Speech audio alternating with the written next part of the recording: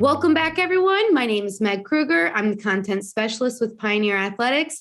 And today I'm very excited to bring you a topic that I think we're all interested in hearing more about. We're joined with the gentlemen of the Nashville Soccer Club, and we're going to hear from about their perspective on building the new field, the facility, and kind of what role they've been able to play in that process. So, gentlemen, I'll let you introduce yourselves and give us a little breakdown of your elevator pitch story. So my name is Adam Portenier. I'm head of grounds for Nashville SC. I started with the club back in 2019. I actually started on the tail end of our last USL season. So I was able to be here for when we made the transition from USL to the MLS. And I came from FC Dallas was my last spot. My name is Alex Polnow. I'm the assistant groundskeeper with Nashville SC. I started here back in January of 2021. So I've only been here about like 10, 11 months now. Graduated from Iowa State University. So I was running their football. I worked on their fields out there. And then before this, I worked 3 or 4 seasons in MLB with the Cincinnati Reds and Milwaukee Brewers. So I got a little bit more of a baseball background, but working in soccer now and seem to be liking soccer a lot better than I did baseball. So very cool. And you have kind of been blessed by some of the best mentors the industry is. Were you under Tim Van Loo then? Yeah, so I worked with Tim at Iowa State, and then I did 3 seasons with the Cincinnati Reds under Steve Lord. Awesome. And he's probably my biggest mentor I have. And then when I was at the Brewers, I was with Ryan Woodley when he started there his first year. So yeah, I've been blessed with a lot of good mentors and people to talk to just about life stuff. And then when it comes to grounds and all the situations about grass, about just talking through all that kind of stuff. So yeah, I'm glad I worked under a lot of those guys, and I still keep in contact with a lot of them. So it's definitely been good.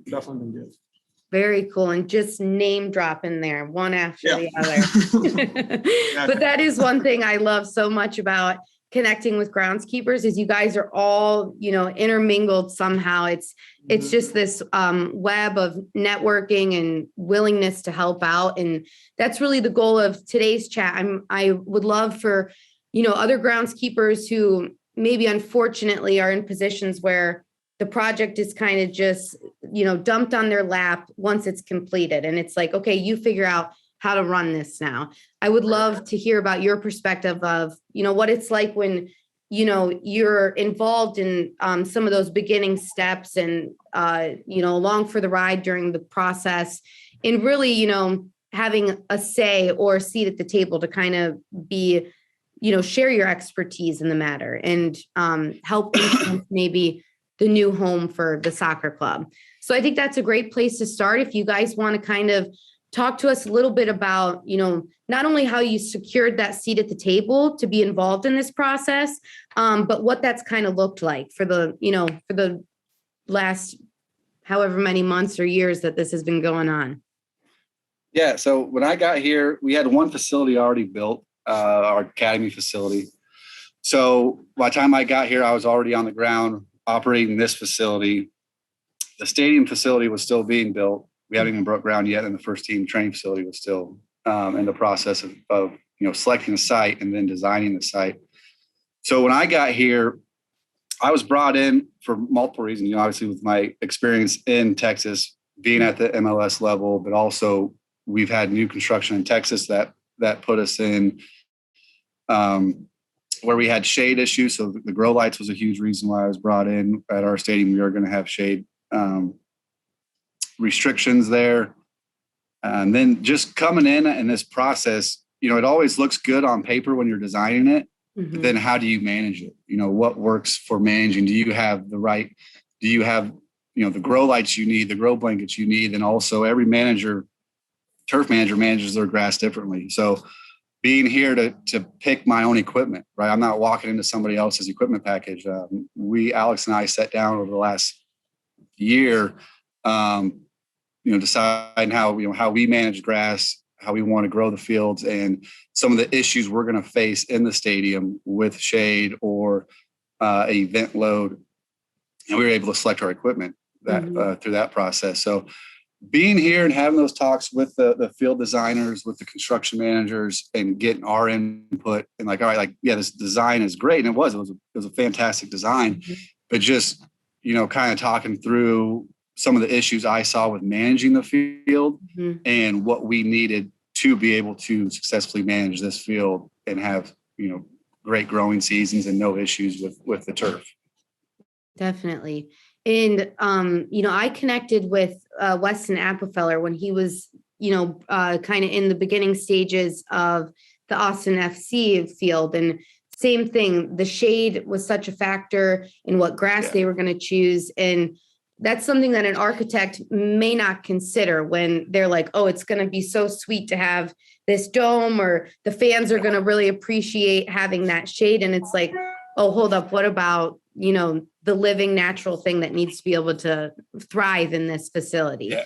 And the good thing is we can grow grass in shade. So with the technology we have, as long as we have the technology, we can do it. And a lot of facilities are doing it.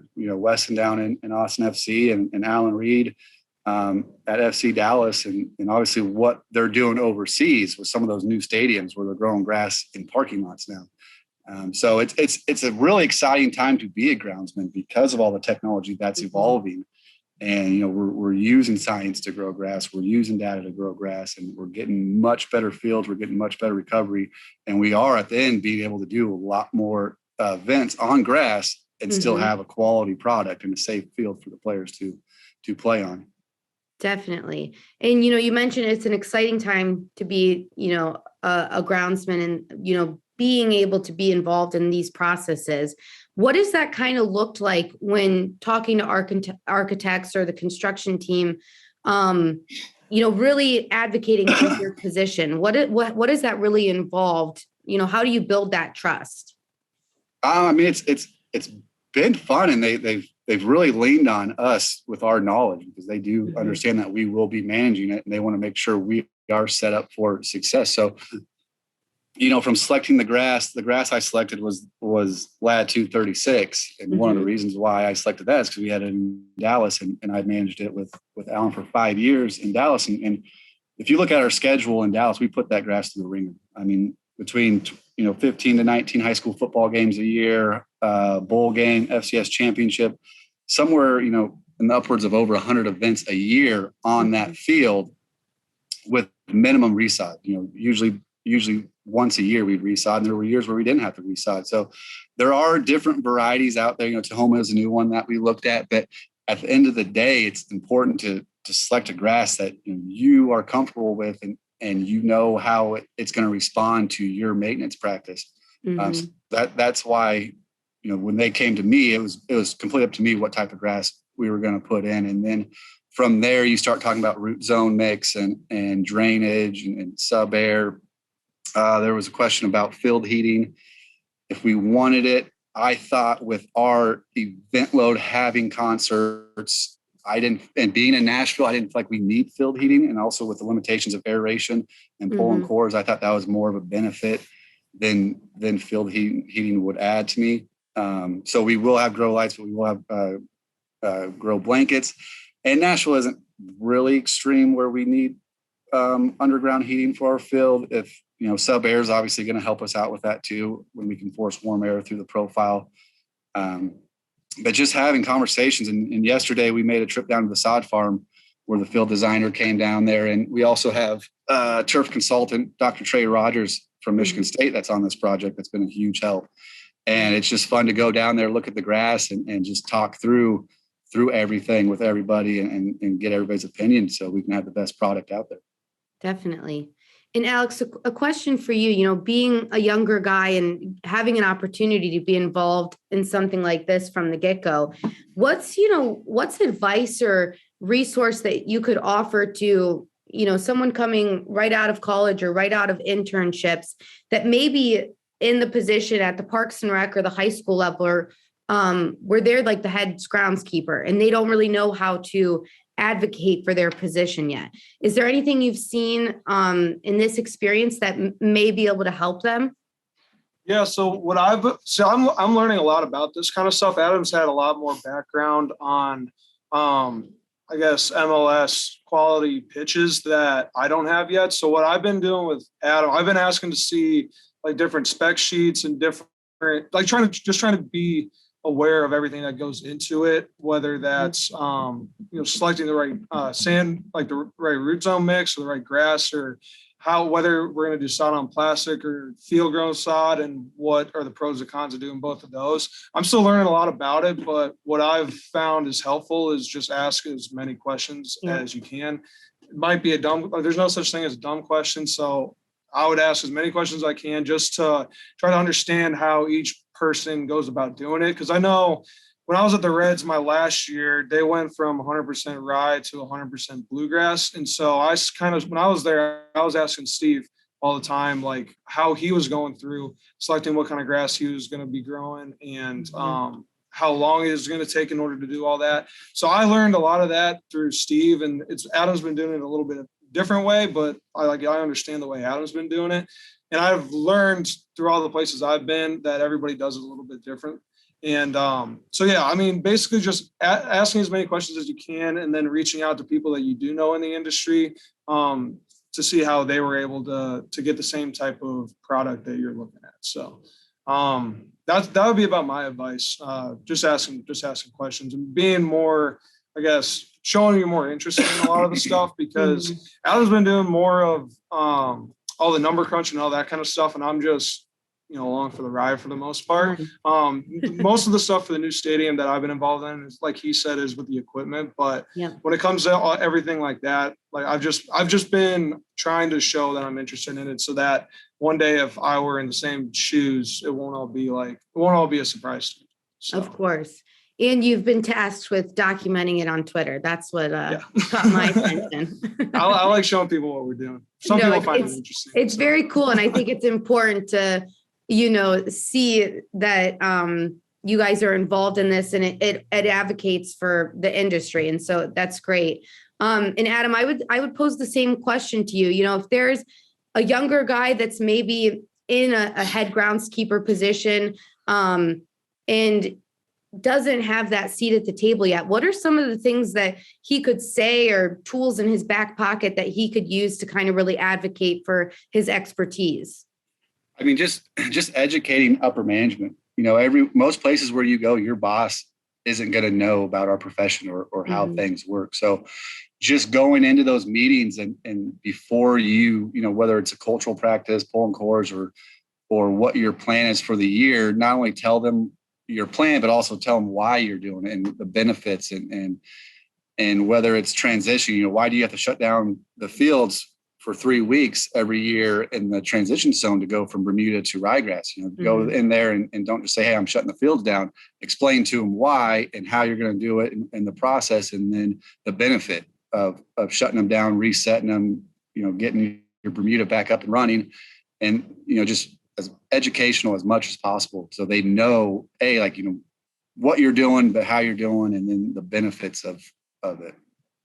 Definitely. And that only is going to build trust and open communication. And, when there's that, waterlogged field and they want to get the baseball players out on it, it's like you already have that relationship to kind of talk them like, hey, we're going to switch up the schedule, those difficult things that nobody wants to hear. Yeah, be upfront with them as much as possible and be honest with them. Like if there's an issue with the field, let them know and give them options on how to fix it instead of excuses why it's like that. Of course. And so, what is the timeline that we can kind of keep our eyes out for with this project? Do you guys have like a launch date or, a time when you can expect players on the field, or what are the big things we can look out for? So the timeline right now, it's kind of moving, and we're trying to get in the stadium as early as possible. No date has been set. Obviously we'd love to open our stadium, right? That'd be just the thrill of a home opener, first game of the year. Unfortunately, that's not going to happen. We are going to be delayed a little bit, not delayed. We're on track. I mean, we're actually ahead of schedule with our construction, but the question is, how early can we get in our stadium? Because they are doing a great job over there. They're moving ahead of schedule. We just had clear the pitch this week. So we are now on the field. We are digging drain lines. We will be installing grass first week of March. I don't know a date right now. And the last I heard, it was May. Mm-hmm. But that's a moving date. And I've just been told to be ready as early as possible. So March comes in, we'll lay the grass and we'll get to work and get that field rooted in, established, and get the centerpiece of the stadium looking good for a home opener. And then the first team training facility, we will move in there not till 2023, I believe. Right now, field construction for that will start May of next year with a date for grass installation around August. Mm-hmm. So we will be out at Curry Ingram for one more year next year, which this is a phenomenal facility they built as is. We have 2.5 grass fields out here with an artificial and then a academy facility. So many moving parts, and I can't even imagine how someone's keeping that straight in their head. And that also brings me another question. Is it just the two of you, for the crew right now? And how is that even manageable? It is. And everybody's dealing with COVID restrictions and hiring restrictions. So that kind of set us back, but we're now, amping up. We're hiring. We got a position posted right now. Everybody, across the board's hiring at Nashville SC. Mm-hmm. So the future goal is to have 2 full-time employees at each facility, because each facility is in a different county. So we're hoping to have each facility be independent, be able to operate with their own crew, with their own equipment. So we have no issues, accommodating the needs of the teams at that certain facility. Mm-hmm. But it has been a busy year for us. It's been a busy 2 years. My first year here, I was the only one out here managing Curry Ingram. And then plus with the work we do with Nissan Stadium, helping them get the field ready for our games. We'll be glad when we get some extra bodies out here for sure and kind of help spread out the work. Yeah, I can't imagine. So that's what we'll lead with this Groundskeeper Chat. Go look at the job postings, apply. Yes. Great opportunities. Well, that's incredible. And, just the ending question I have for you guys, what are your hopes for this field and this facility for years to come? And really, what are your hopes that this process of you guys being involved, how can that serve as a blueprint for other groundskeepers to kind of be involved in the designing process and get involved early on? Yeah, I mean, the hope is we have one of the best fields in MLS, and I really want to push the grass, right? So we are natural grass, and unfortunately, you do see some stadiums out there that are going back to artificial. And my goal as a turf manager is to always prove that you can put more on grass, and you can be successful with grass, even with shade requirements, even hosting concerts and non-soccer events. It's the name of the game this day and age, that every facility is now a multi-use facility. You're not going to just do soccer games. At our stadium, we are going to have American football inserts. We're going to have rugby inserts. So we are a soccer specific stadium, but we will have the ability to host other events. So we want to get the most out of our grass. We want to have a premier league or premier field. And then for the other turf managers,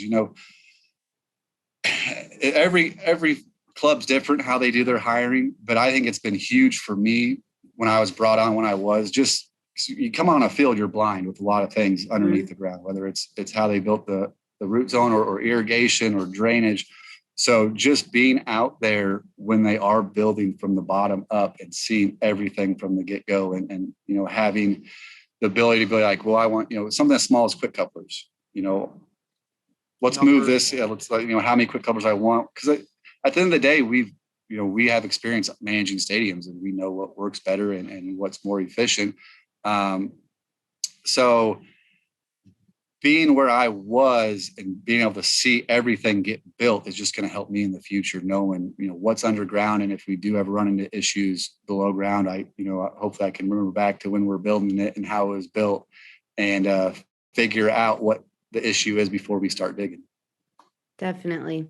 And just when you were talking there about, grass being able to handle more, it brought me back to the MLS's Back Tournament that they were able to kind of pull off after COVID, or well, it was still in the height of COVID, but really bring sports back to the world. Did that, really influence you guys in any way, or even if it didn't influence you, inspire you to with this project and instill your faith in grass? Yeah, I mean, you saw a situation where the MLS came in and they all got together and they had a goal where they wanted to get this tournament off, but they wanted to do it right. So they brought in the right people to run this tournament, and MLS, they really want to have great fields. Like they do want to have grass fields. They want to make sure the fields are safe for the players, and they want to have the best fields in the league. I talk to them all the time, especially with our situation at Nissan. It's not always perfect during football season, but they're always looking to see what we can do better to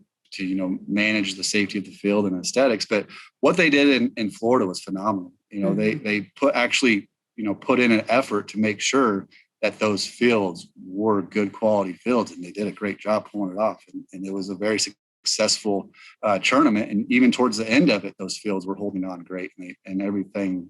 I thought that was a great success, especially for grass. And everybody involved did a great job. Of course. And I believe that you guys will be a great success as well for grass, and we'll be able to put a stamp of approval for the grass field. We love to see that. Is there anything else I didn't touch on that you guys would want to make sure people know about the process, or, really what's going on?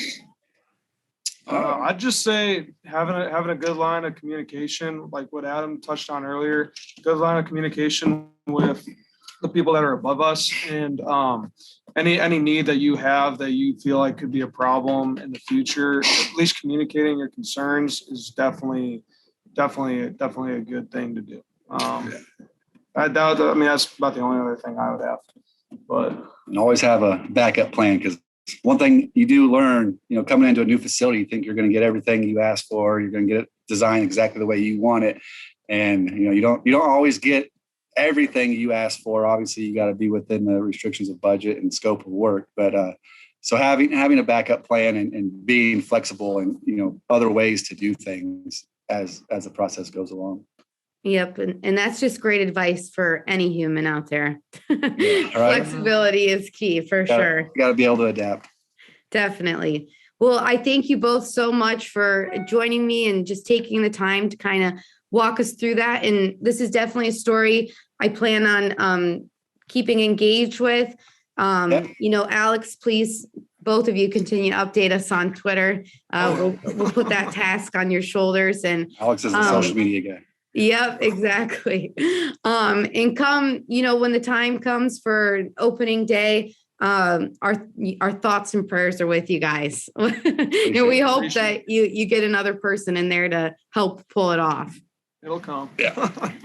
We'll get up and running, and it's exciting times. I'm real excited for the home opener and to see our team run out on the field, especially with the support we have in Nashville. We're starting to draw in the upper 20s here, and I think we're going to have a very successful season with attendance and especially how well our team's playing. We're gearing up for a playoff run, so it's going to be an exciting time.